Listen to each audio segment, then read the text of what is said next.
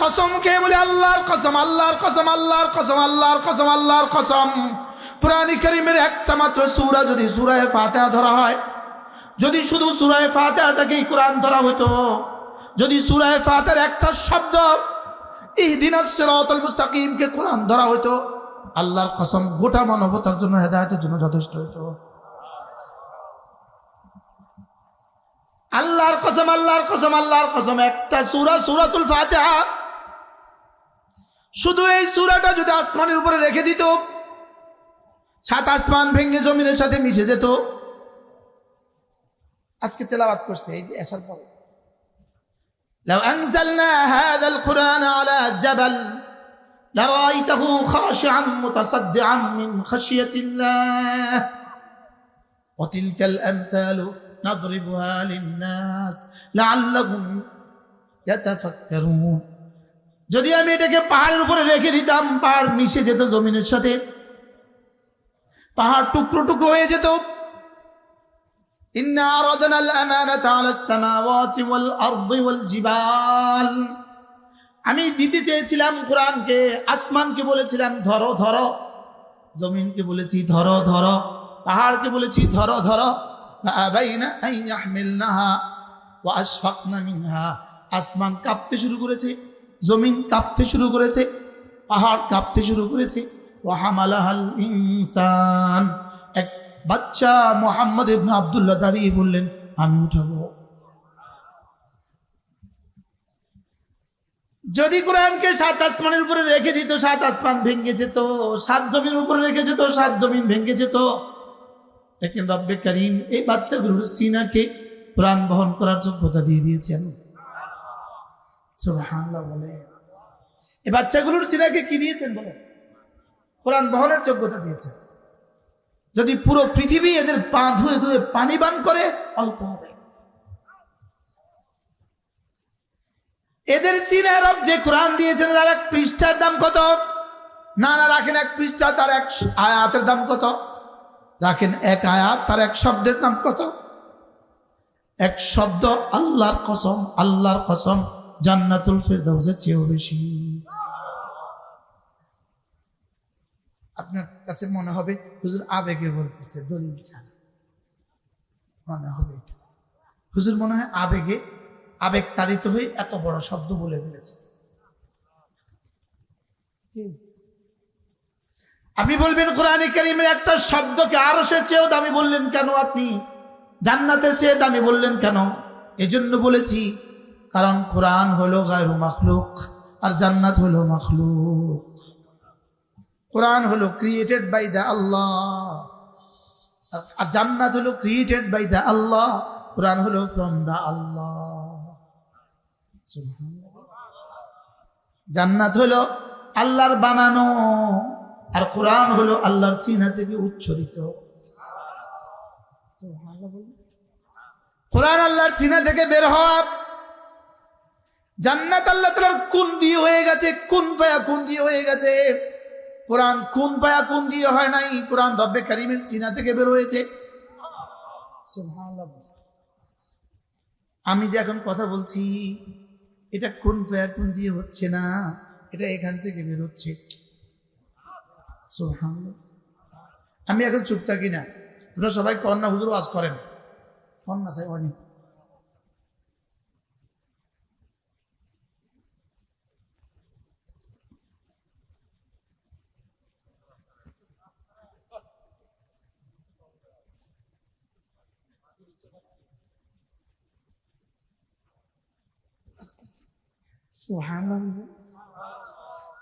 ঠিক কোরআন এভাবে, কোরআন শুধু আল্লাহর ইরাদা নয়, কোরআন আল্লাহর ইলম। সুবহানাল্লাহ। কোরআন কি? আল্লাহ তাআলার ইলম। কোরআন আল্লাহ তাআলার কালাম। সুবহানাল্লাহ। কিছুটা মনে ধারণা হয়েছে না? এবার বলুন তো দেখি কোরআনের দাম কত? বলেন জান্নাতের চেয়ে বেশি। সুবহানাল্লাহ। বলেন কোরআনের দাম কত? বলেন না, আবার বলতে হবে। কোরআনের দাম কত? মনে হয় যে আপনাকে বিশ্বাস হয়। হ্যাঁ, কোরআনের দাম কত বলেন? জান্নাতের চেয়ে বেশি। কেন? কোরআন আল্লাহ তাআলার সিফাত, জান্নাত আল্লাহর বানানো। কোরআন ছিল, আছে, থাকবে। জান্নাত ছিল না, আছে, থাকবে। জান্নাত ছিল না, আছে, থাকবে। আর কোরআন বলবেন কোরআন কতদিন ধরে ছিল? রব যতদিন ধরে আছেন। এবার কোরআন কতদিন ধরে থাকবে? রব যতদিন ধরে থাকবেন। এজন্য বুঝি কোরআন মুছে দিবে, এজন্য বুঝি কোরআন মুছে দিবে। ये चिराग जलने के लिए आया जलता रहेगा। এটা জ্বলতে এসেছে, জ্বলতেই থাকবে। বলেন এটা জ্বলতে এসেছে, জ্বলতেই থাকবে। সেদিন মাদ্রাসা উদ্বোধন করে গেলাম, আজকে এত ছাত্র পাগড়ি পায় কেমন? সেদিনে না খালি জমিনে দোয়া করে কি ये चिराग जलने के लिए आया जलता रहेगा इंशाअल्लाह। কত দল আসলো আর গেল, কোরআন ছিল, কোরআন আছে, কোরআন থাকবে। বলেন কোরআন ছিল, কোরআন আছে, কোরআন থাকবে। কেন? যিনি দিয়েছেন কোরআন তিনি জিম্মেদারি নিয়েছেন হেফাজতের। কেন বলেন? যিনি নাজিল করেছেন কোরআন তিনি তার স্কন্ধে জিম্মেদারি নিয়েছেন হেফাজতের।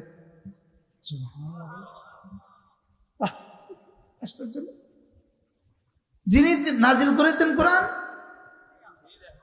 এবার তিনি হেফাজত করবেন কি দিয়ে? এই বাচ্চাদের সিনা দিয়ে। বলেন কারীদের কণ্ঠ দিয়ে, হাফেজদের সিনা দিয়ে, বক্তাদের গলা দিয়ে। আমার গলা কোরআন হেফাজতের জন্য হেফাজতের একটা জরিয়া। আমাদেরকে ইগনোর করার কোনো সুযোগ নেই, আমাদেরকেও বাদ দেওয়ার সুযোগ নেই। সুযোগ আছে?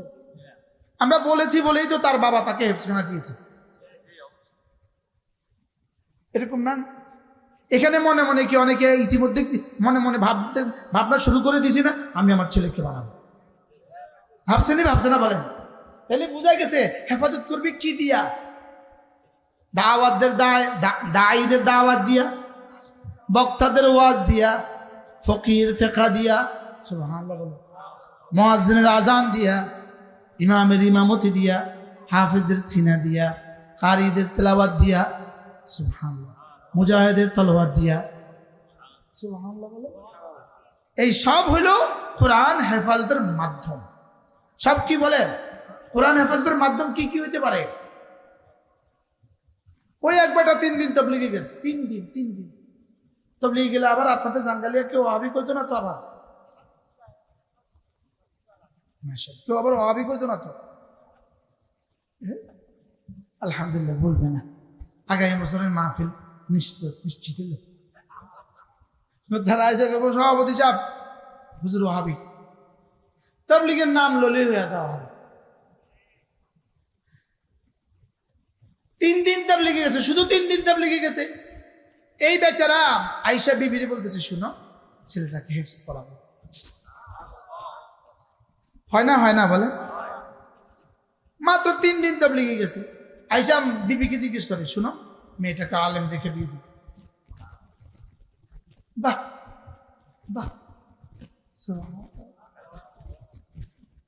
আমাদের সুদর্ণপুর মাদ্রাসা যিনি প্রথম 21 শতক জায়গা দিয়েছেন, 21 শতক, ইনি হাজী মোতালেব সাহেব।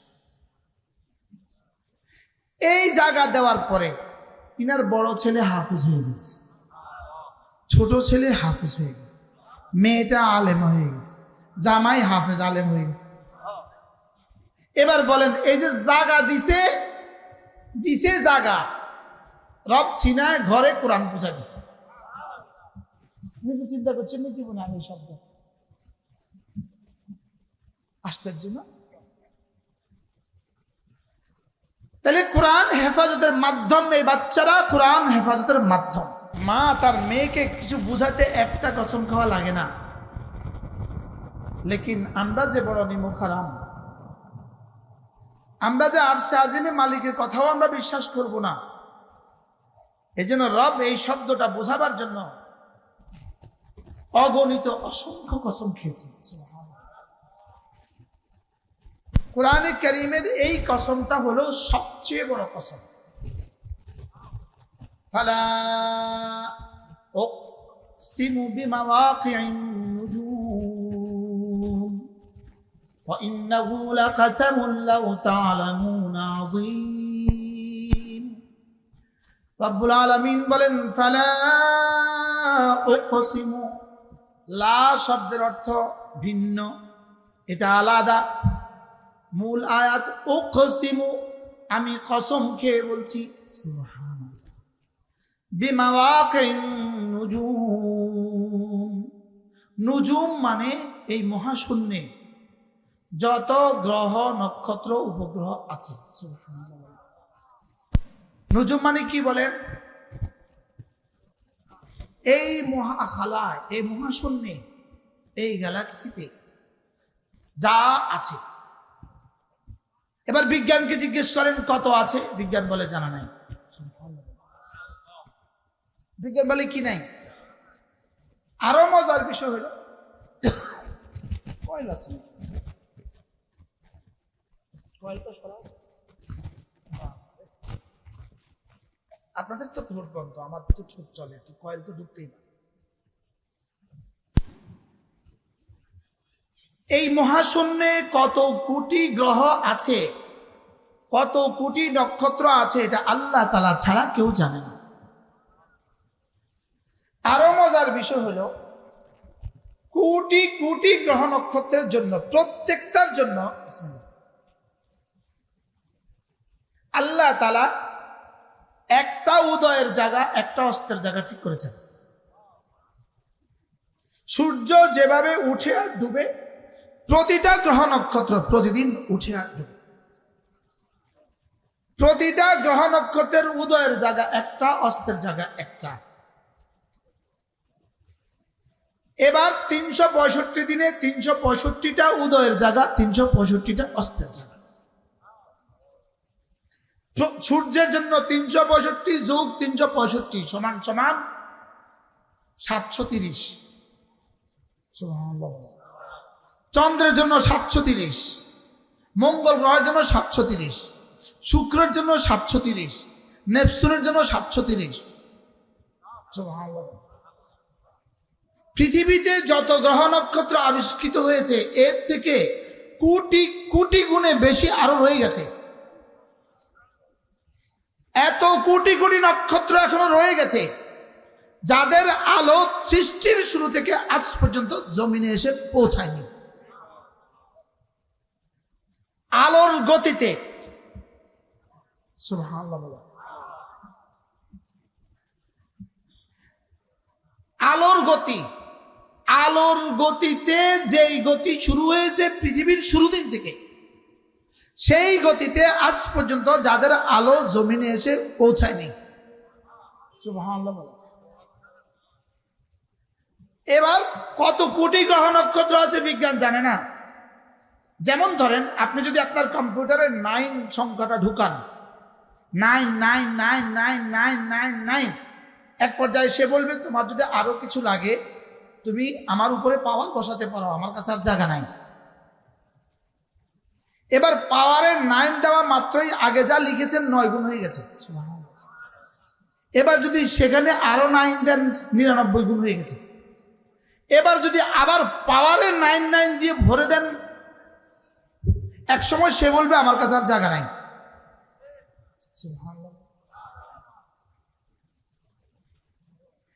যেমন ধরেন আপনি 1-এর সামনে 5টা শূন্য দিলে 10,000, 6টা শূন্য দিলে,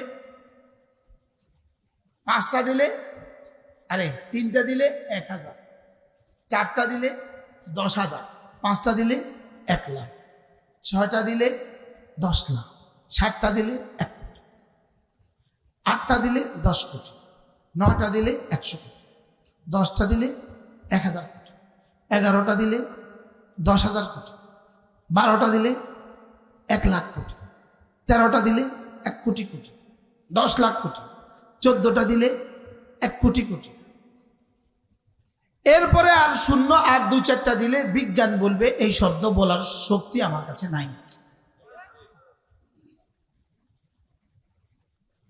এই শব্দটা বলার শক্তি আমার কাছে কি নাই।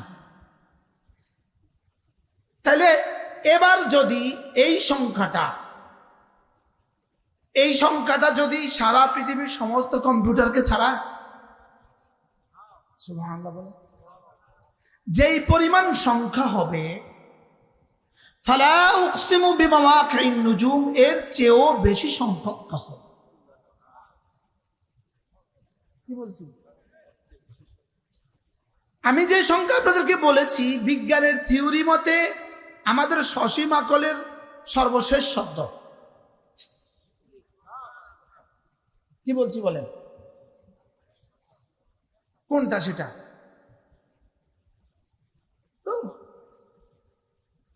সারা পৃথিবীর সব কম্পিউটার স্ক্রিন শেষ কর, সব কম্পিউটারের সব যোগ্যতা যদি শেষ করে, সংখ্যা যেখানে গিয়ে শেষ হবে, ফালা উকসিমু বিমাওয়াকিন নুজুম, এর চেয়েও বেশি। সুবহানাল্লাহ বলেন। প্রসঙ্গত উল্লেখ করি আমাদের আখিরাতের হায়াত তার চেয়ে বেশি। সুবহানাল্লাহ বলেন। এবার বলুন তো দেখি এই কসমটা কত বড় কসম।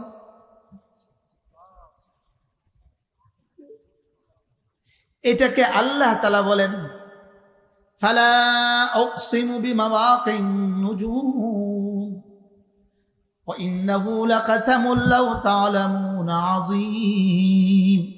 যদি তোমরা বুঝতে তাহলে তোমরা টের পেতে আমি কত বড় কসম খেয়েছি। রব বলেন কাসামুন আযীমুন লাউ তা'লামুন, কাফিয়া মিলাবার জন্য আযীম পরে বলেছে, মওসুফা সিফাতের মধ্যে লাউ তা'লামুনাকে ফাসলা আনছে। উচিত ছিল ওয়া ইন্নাহু লাকাসামুন আযীমুন লাউ তা'লামুন। না সাধারণ কথা, এরা দুজন ভালো আলেম, এদের সৌজন্যে আমাকে এটা বলতে হয়েছে। না এরা কেউ হুজুর মনে ভুলে গেছে, এলেম কালাম ভুলে গেছে। এরা দুজনে আমার ছাত্র। আমি যদি এখানে এটা না বলি হুজুর ওয়াজ করতে করতে হকারি করতে করতে এলেম কালাম সব ভুলে গেছে।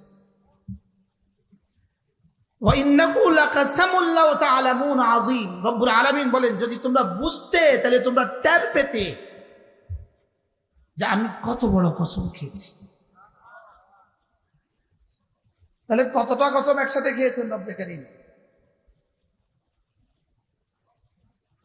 এবার কসম খেয়ে কি বলছেন, ইন্নাহু লাকুরআনুন কারীম,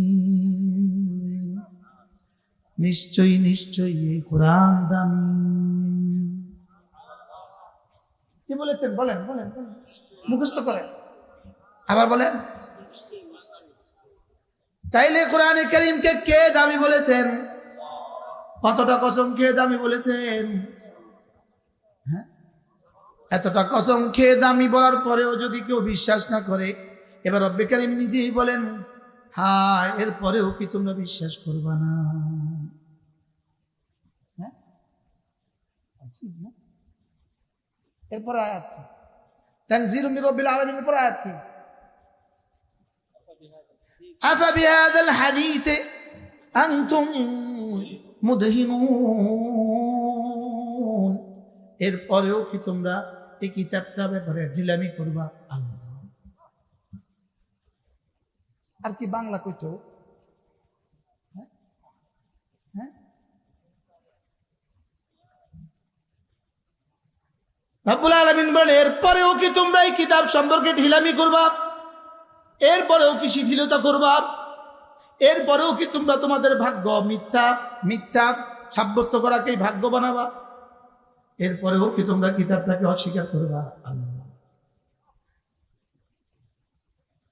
এরপরেও কি তোমরা কিতাবটাকে দামি মনে করবা না? হায় আমি কসম খেয়ে বলি আল্লাহর কসম, আল্লাহর কসম, আল্লাহর কসম, আল্লাহর কসম, আল্লাহর কসম, কুরআন কারীমের একটা মাত্র সূরা যদি সূরা ফাতিহা ধরা হয়, যদি শুধু সূরা ফাতিহাটাকেই কোরআন ধরা হতো, যদি সূরা ফাতিহার একটা শব্দ ইহদিনাস সিরাতাল মুস্তাকিমকে কোরআন ধরা হতো, আল্লাহর কসম গোটা মানবতার জন্য হেদায়েতের জন্য যথেষ্ট হতো। আল্লাহর কসম, আল্লাহর কসম, আল্লাহর কসম, একটা সূরা সূরাতুল ফাতিহা, শুধু এই সূরাটা যদি আসমানের উপরে রেখে দিত, সাত আসমান ভেঙে জমিনের সাথে মিশে যেত। আজকে তেলাওয়াত করছে এই যে আসার পর, লাউ আনজালনা হাযাল কুরআন আলা জাবাল লারাআইতাহু খাশিআন মুতাসাদ্দিআন মিন খাশিয়াতিল্লাহ ওয়া তিলকাল আমসালু নাদরিবুহা লিন-নাস লাআল্লাহুম ইয়াতাফাক্কারুন। যদি আমি এটাকে পাহাড়ের উপরে রেখে দিতাম, পাহাড় মিশে যেত জমিনের সাথে, পাহাড় টুকরো টুকরো হয়ে যেত। ইন্না আরাদনা আল-আমানাতা আলাস সামাওয়াতি ওয়াল আরদি ওয়াল জিবাল। আমি দিতে চেয়েছিলাম কোরআনকে, আসমানকে বলেছিলাম ধরো ধরো, জমিনকে বলেছি ধরো ধরো, পাহাড়কে বলেছি ধরো ধরো। ফাআবাইনা আন ইয়াহমিলনাহা ওয়া আশফাকনা মিনহা। আসমান কাঁপতে শুরু করেছে, জমিন কাঁপতে শুরু করেছে, পাহাড় কাঁপতে শুরু করেছে। ওয়া হামালাহাল ইনসান। এক বাচ্চা মুহাম্মদ ইবনে আব্দুল্লাহ দাঁড়িয়ে বললেন, আমি উঠাবো। যদি কোরআনকে সাত আসমানের উপরে রেখে দিত, সাত আসমান ভেঙে যেত, সাত জমির উপরে রেখে যেত, সাত জমিন ভেঙে যেত। লেকিন রব্বে করিম এই বাচ্চাগুলোর সিনাকে প্রাণ বহন করার যোগ্যতা দিয়ে দিয়েছেন। সুবহানাল্লাহ বলে, এই বাচ্চাগুলোর সিনাকে কি দিয়েছেন বলে? কোরআন বহনের যোগ্যতা দিয়েছেন। যদি পুরো পৃথিবী এদের পা ধুয়ে ধুয়ে পানি পান করে, অল্প হবে। এদের সিনায় রব যে কোরআন দিয়েছেন, তার এক পৃষ্ঠার দাম কত? না না, রাখেন এক পৃষ্ঠা, তার এক আয়াতের দাম কত? রাখেন এক আয়াত, তার এক শব্দের দাম কত? এক শব্দ আল্লাহর কসম, আল্লাহর কসম জান্নাতুল ফিরদাউসের চেয়েও বেশি। আপনার কাছে মনে হবে হুজুর আবেগে বলতেছে, দলিল ছাড়া মনে হবে। হুজুর মনে হয় আবেগে, আবেগ তাড়িত হয়ে এত বড় শব্দ বলে ফেলেছে।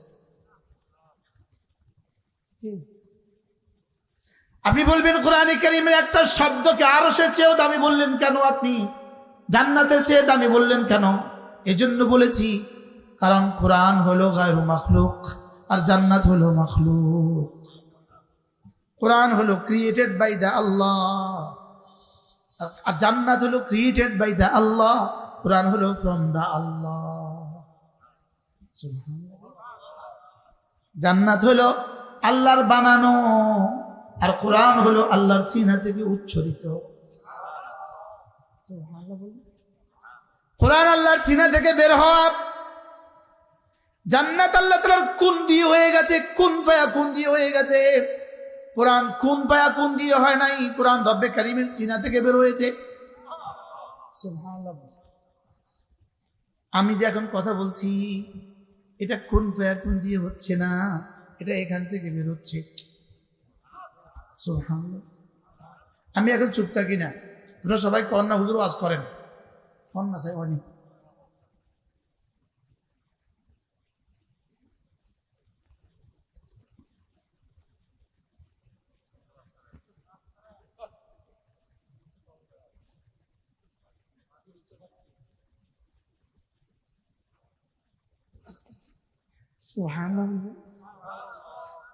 ঠিক কোরআন এভাবে, কোরআন শুধু আল্লাহর ইরাদা নয়, কোরআন আল্লাহর ইলম। সুবহানাল্লাহ।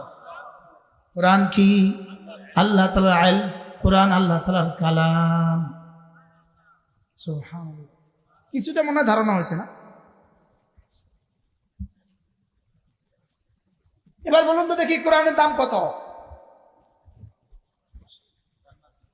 বলেন জান্নাতের চেয়ে বেশি। সুবহানাল্লাহ। বলেন কোরআনের দাম কত? বলেন না, আবার বলতে হবে। কোরআনের দাম কত? মনে হয় যে আপনাকে বিশ্বাস হয়। হ্যাঁ, কোরআনের দাম কত বলেন? জান্নাতের চেয়ে বেশি। কেন? কোরআন আল্লাহ তাআলার সিফাত, জান্নাত আল্লাহর বানানো। কোরআন ছিল, আছে, থাকবে। জান্নাত ছিল না, আছে, থাকবে। জান্নাত ছিল না, আছে, থাকবে। আর কোরআন বলবেন কোরআন কতদিন ধরে ছিল? রব যতদিন ধরে আছেন। এবার কোরআন কতদিন ধরে থাকবে? রব যতদিন ধরে থাকবেন।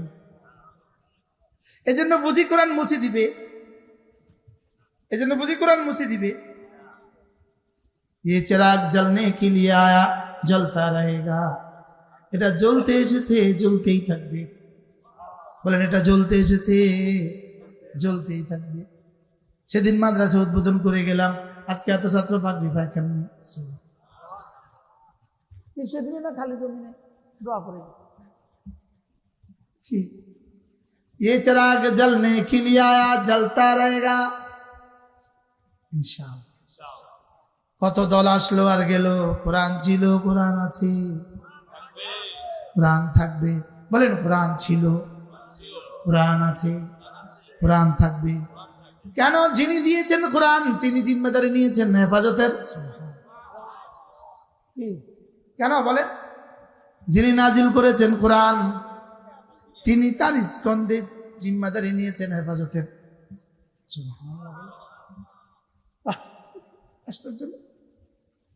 যিনি নাজিল করেছেন কোরআন, এবার তিনি হেফাজত করবেন কি দিয়ে? এই বাচ্চাদের সিনা দিয়ে। বলেন কারীদের কণ্ঠ দিয়ে, হাফেজদের সিনা দিয়ে, বক্তাদের গলা দিয়ে। আমার গলা কোরআন হেফাজতের জন্য হেফাজতের একটা জরিয়া। আমাদেরকে ইগনোর করার কোনো সুযোগ নেই, আমাদেরকেও বাদ দেওয়ার সুযোগ নেই। সুযোগ আছে? আমরা বলেছি বলেই তো তার বাবা তাকে হেফজখানা দিয়েছে, এরকম না? এখানে মনে মনে কি অনেকে ইতিমধ্যে মনে মনে ভাবনা শুরু করে দিয়েছি না, আমি আমার ছেলেকে বানাবো। ভাবছে না? বলেন তাহলে বুঝাই গেছে হেফাজত করবি কি দিয়া? দায়ীদের দাওয়াত দিয়া, বক্তাদের ওয়াজ দিয়া, ফকির ফিকহ দিয়া, সুবহানাল্লাহ, মুয়াজ্জিনের আজান দিয়া, ইমামের ইমামতি দিয়া, হাফেজদের সিনা দিয়া, কারীদের তেলাওয়াত দিয়া, সুবহানাল্লাহ, মুজাহিদের তলোয়ার দিয়া, সুবহানাল্লাহ। এই সব হইল কোরআন হেফাজতের মাধ্যম। সব কি বলেন? কোরআন হেফাজতের মাধ্যম কি কি হইতে পারে? ওই একবারটা 3 দিন তাবলীগে গেছে, 3 দিন তাবলীগে গেলে আবার আপনাদের জাঙ্গালিয়া কেউ ওয়াহাবি কইতো না তো, আবার কেউ আবার ওয়াহাবি কইতো না তো। আলহামদুলিল্লাহ, বলবে না। আগামী বছরের মাহফিল নিশ্চিত ধারা এসে সভাপতি সাহেব হুজুর ওয়াহাবি, তাবলীগের নাম ললি হয়ে যাওয়া হবে। 3 দিন তাবলীগে গেছে, শুধু 3 দিন তাবলীগে গেছে। এই বেচারা আয়েশা বিবিরে বলতেছে, শুনো ছেলেটাকে হিফজ পড়াবো। হয় না বলে? মাত্র 3 দিন তাবলীগে গেছে। আয়েশা বিবিকে জিজ্ঞেস করে, শুনো মেয়েটাকে আলেম দেখে দিয়ে দিই। বাহ বাহ। আমাদের সুদর্ণপুর মাদ্রাসা যিনি প্রথম 21 শতক জায়গা দিয়েছেন, 21 শতক, ইনি হাজী মোতালেব সাহেব। এই জায়গা দেওয়ার পরে ইনার বড় ছেলে হাফেজ হয়ে গেছে, ছোট ছেলে হাফেজ হয়ে গেছে, মেয়েটা আলেম হয়ে গেছে, জামাই হাফেজ আলেম হয়ে গেছে। এবার বলেন এই যে জায়গা দিছে জায়গা, রব সিনায় ঘরে কোরআন পৌঁছা দিছে। নিজে চিন্তা করছেন নি জীবনে আমি শব্দ আশ্চর্য না? তাহলে কোরআন হেফাজতের মাধ্যম, এই বাচ্চারা কোরআন হেফাজতের মাধ্যম। এই মাদ্রাসা কোরআন হেফাজতের কি বলেন? বক্তারা কোরআন হেফাজতের কি মাধ্যম, তাবলীগী সাথীরা কোরআন হেফাজতের কি মাধ্যম, জাকিরিন শাকিরিন কোরআন হেফাজতের কি মাধ্যম, হক্কানি রব্বানি আল্লাহওয়ালা কোরআন হেফাজতের কি মাধ্যম। সুবহানাল্লাহ। এই সবকে একসাথে দিয়া রব বলেন আমি এদেরকে দিয়া আমার কোরআনকে হেফাজত করব। তাহলে কোরআন হেফাজতের জিম্মাদার কে? আবার বলেন কে কোরআন হেফাজতের জিম্মাদার? এই জন্য কোরআন ছিল, কোরআন আছে, কোরআন থাকবে। এখন প্রশ্ন, হুজুর কোরআন পড়বে কে কে? প্রশ্ন, কোরআন পড়বে কে কে? প্রশ্ন করেন। শুধু শুধু হুজুরেরা? হিন্দুদের বই, হিন্দুদের গীতা পড়ে কে কে? শুধু ব্রাহ্মণেরা।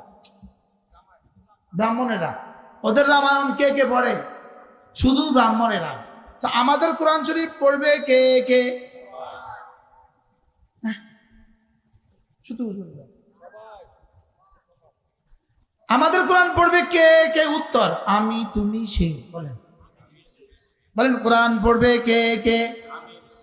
জোরে পায় না। কোরআন পড়বে কে কে? আর কেউ বাকি আছে?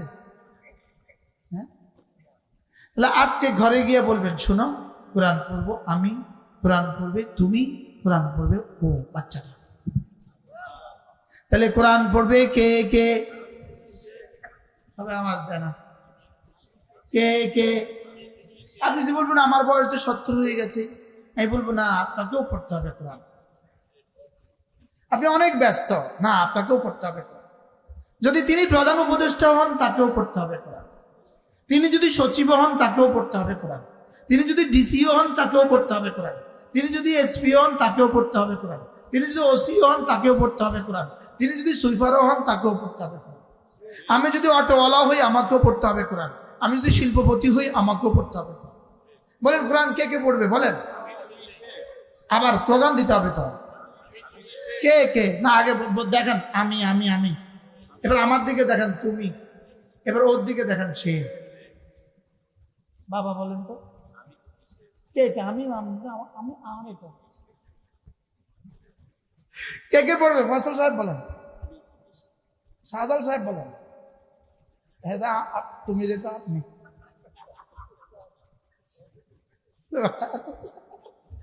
বলেন সকলে আমি, তুমি, সে। বলেন কি কে কে পড়বে? এবার কে বাদ গেছে? তাহলে প্রাইমারি স্কুলে যে সমস্ত ছাত্র আছে, হাই স্কুলে যারা আছে, কলেজে যারা আছে, ইউনিভার্সিটিতে যারা আছে, বিসিএস পরীক্ষা যারা দিবে, পুলিশে যারা ভর্তি হবে, আর্মিতে যারা যাবে, সিভিল প্রশাসনে যারা যাবে, এবার বেসামরিক চাকরি যারা করবে, এবার কে কে বাদ গেছে? সুবহানাল্লাহ। বলেন কোরআন কি শুধু হুজুরদের কিতাব? কোরআন কার কার কিতাব? প্রশ্ন, কোরআন কার কার কিতাব? যে যে মরবে তার তার কিতাব। এই কোরআন কার কার কিতাব? এবার কে কে মরবে না তার কিতাব না কোরআন?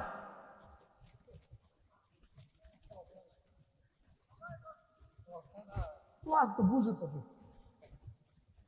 ওয়াজ তো বুঝে গেছে।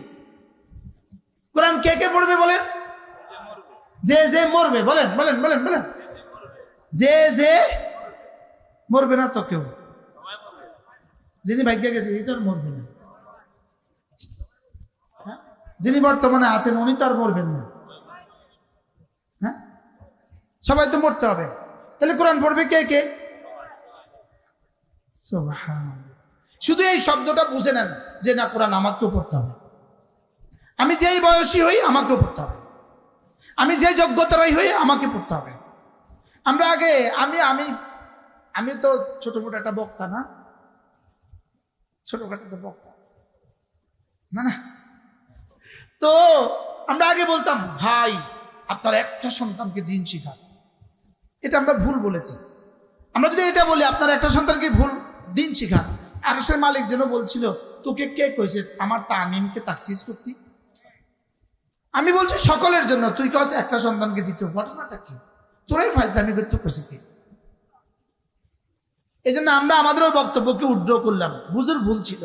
এখন থেকে বক্তব্য না না, প্রতিটা মুসলমানকে পড়তে হবে কোরআন। এই সমাজকে ঠিক করার জন্য এর কোনো বিকল্প নাই। এর কোনো বিকল্প কি? এর কোনো বিকল্প নাই। এই সমাজকে ঠিক করার জন্য এর কোনো কি নাই? বলেন, এর কোনো বিকল্প, এর কোনো বিকল্প নাই। এই সমাজকে ঠিক করতে আমার এই সমাজকে প্রতিটা বাচ্চাকে কোরআন দিতে হবে। এখন যেহেতু আমাদের সমাজ ব্যবস্থা প্রাইমারি স্কুলের বাচ্চাদেরকে কোরআন থেকে বঞ্চিত করার ষড়যন্ত্র, হাই স্কুলের বাচ্চাদেরকে কোরআন থেকে বঞ্চিত রেখেছে, কলেজ ইউনিভার্সিটিতে কোরআন থেকে বঞ্চিত রেখেছে, প্রতিটা স্তরের মানুষগুলোকে কোরআন থেকে বঞ্চিত রেখেছে।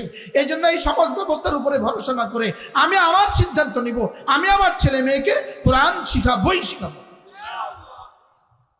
কি ভাই, উচিত ছিল কিনা আমাদের প্রাইমারি স্কুলের বাচ্চাদেরকে কোরআন শেখানো? আচ্ছা, আমাদের প্রাইমারি স্কুলের বাচ্চা যদি বাংলা, অঙ্ক, ইংরেজির সাথে সাথে কোরআনে কারীম পড়তো, ওর বাংলা, অঙ্ক, ইংরেজি কি কি অসুবিধা হতো? কোনো অসুবিধা হতো? আমাদের প্রাইমারি হাই স্কুলে যদি সব সাবজেক্টের সাথে যদি ওকে কোরআনে কারীমও দেওয়া হতো, ওর কি কি অসুবিধা হতো? অসুবিধা হইতো না সুবিধা হইতো? সুবিধা কদ্দুর হইতো, বাংলাদেশে আর দুদক লাগতো না, বাংলাদেশের দুর্নীতি দমন কমিশন লাগতো না। সুবিধা কদ্দুর হইতো, বাংলাদেশের মাদকাসক্ত নিরাময় কেন্দ্র লাগতো না। সুবিধা কদ্দুর হইতো, বাংলাদেশের রাস্তা 1 নম্বর ইটের পরিবর্তে 14 নম্বর ইট দিয়ে রাস্তা করতো না।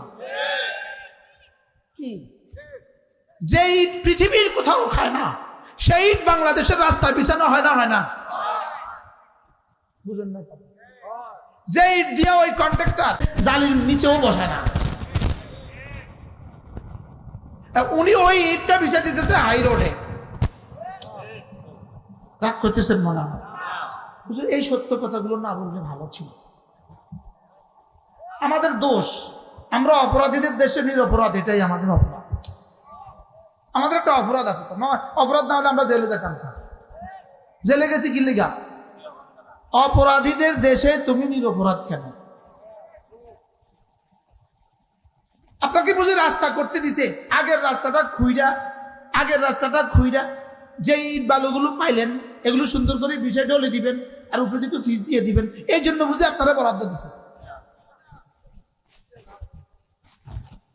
বাস্তব না বাস্তব? এর পিছনে কিন্তু 1 নম্বর ইটের রিপোর্ট হয়ে গেছে।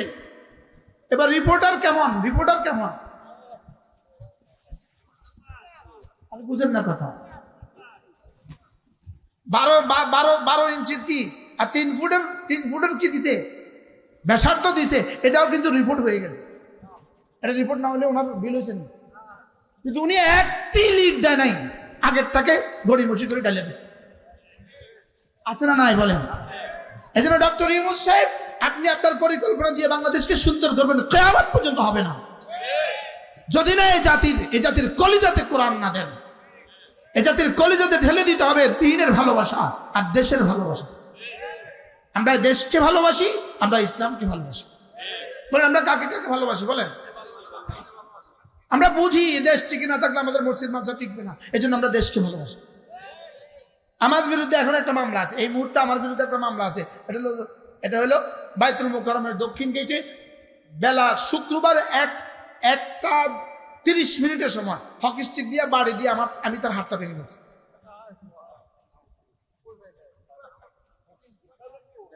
হকি স্টিক কই কি যে কারে কয় আমি তার জীবন দেখি নাই, কিন্তু মজার বিষয় হলো শুক্রবার বেলা 1:30 সময়। আরে এই সময় আমি কোন জায়গায় আছি, মুসল্লির কাতারে না মেহরাবে? কি এরকম মিথ্যা লিখতে পারে কেন? শুধু কোরআন না থাকার কারণে।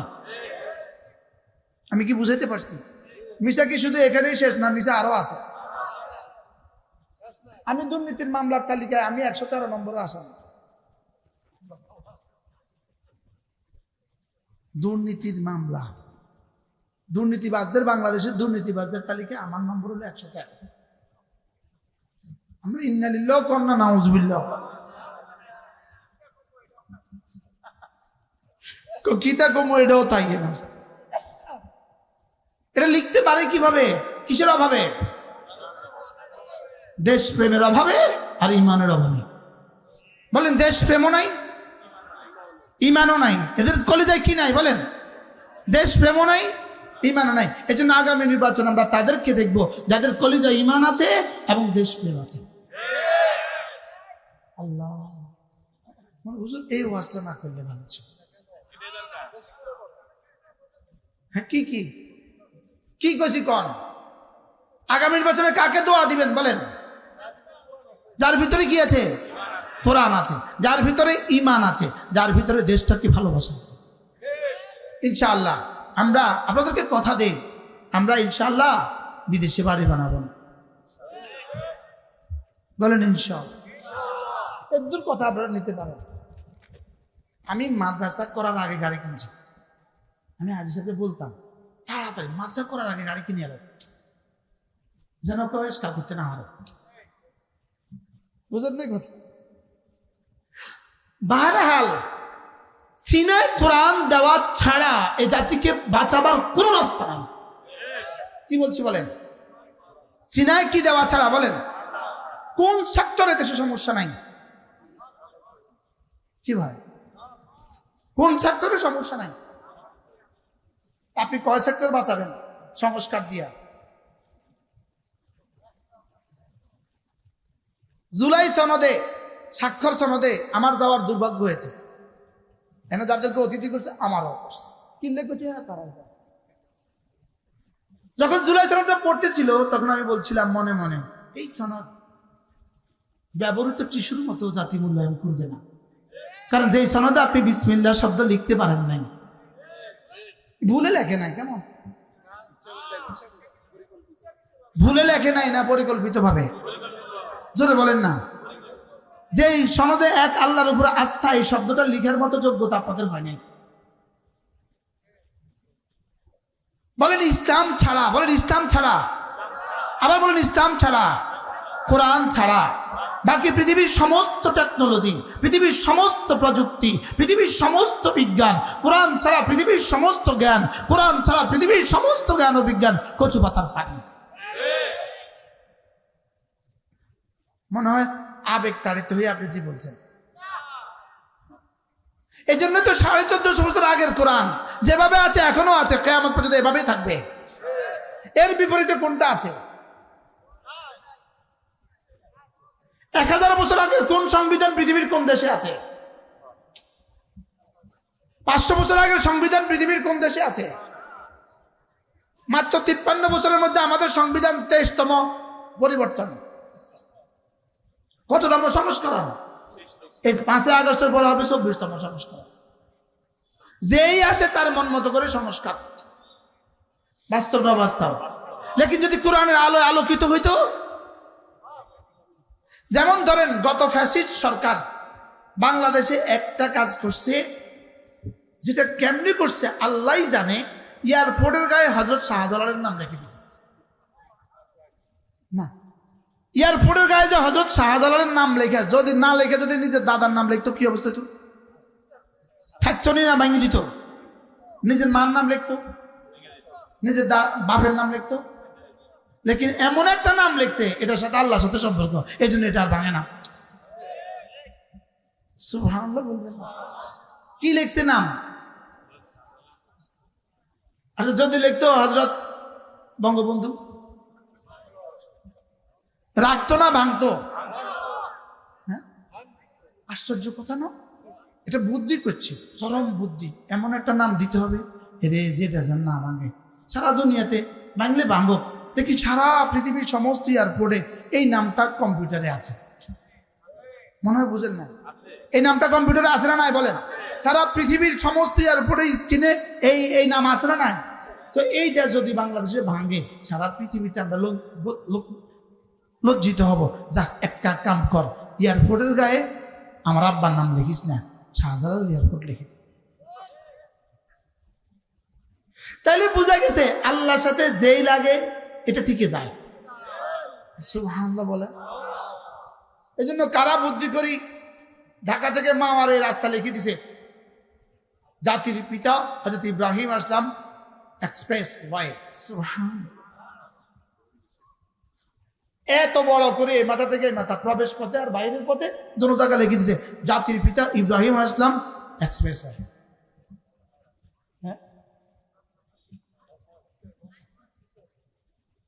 আশ্চর্য বিষয় না? এজন্য মেরে ভাইও কোরআন কারীম, কোরআন দামি, এটার সাথে যেই লাগে দামি, যেই লাগে দামি, যেই লাগে দামি। সুবহানাল্লাহ বলে। জাঙ্গালিয়া গ্রামে একটা মাদ্রাসা হয়ে গেছে, আল্লাহর কসমকে আশা করা যায় চিন্ত না পৃথিবীতে জাঙ্গালিয়া কেউ, বিশ্বরোডে চিন্ত না কেউ। দেখতে দেখতে দেখবেন টেকনাপতিটা তুলিয়া, রূপসা থেকে পাতুরিয়া, জাঙ্গালিয়া জাঙ্গালিয়া। কোরআনের সাথে লাগলেই দামি হয়। আজকে 25টা ছাত্র পাগড়ি পেয়েছে। কতজন? হ্যাঁ, 33 জন। সুবহানাল্লাহ বলে। এই মাদ্রাসাকে ভালোবাসবেন, 3টা দিয়ে ভালোবাসতে হয়: সন্তান, দোয়া, মাল। বলেন কয়টা দিয়ে ভালোবাসতে হয়? কি কি? সন্তান, দোয়া, মাল। কোরআন দামি। আমি ওই আয়াতে কারিমা পড়েছিলাম আপনাদের সামনে, সময়ের ব্যবধানে আমি বলতে পারি নাই। ইন্নাহু লাকুরআনুন কারীম। রব্বুল আলামিন কসম খেয়ে বলেন, নিশ্চয়ই নিশ্চয়ই নিশ্চয়ই নিশ্চয়ই কোরআন দামি, মেম্বারশিপ দামি। মেম্বারের সাথে আপনার যদি যোগাযোগ হয় তো আপনি হয়ে যান দামি, চেয়ারম্যান দামি। এখন যদি আপনাদের এই শহরে যদি হঠাৎ করে একজন আবির্ভাব হয় যিনি সাবেক স্বরাষ্ট্রমন্ত্রীর সাথে সম্পর্ক ছিল, এখন উনি কি দামি হবে না বেদামি হবে? এখন যদি একজন এন দিয়ে এই শোনো, বেনজিরের সাথে আমার খুব ভালো সম্পর্ক ছিল, তারে কি পরিমাণ জুতা দিবেন আপনারা? বাস্তব না বাস্তব বলে?